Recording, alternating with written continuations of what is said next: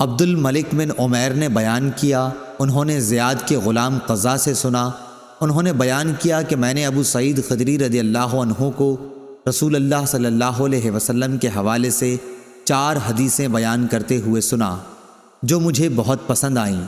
آپ صلی اللہ علیہ وسلم نے فرمایا کہ عورت اپنے شوہر یا کسی ذی رحم محرم کے بغیر 2 دن کا سفر نہ کرے، اور دوسری یہ کہ عید الفطر اور عید الاضحیٰ دونوں دن روزے نہ رکھے جائیں۔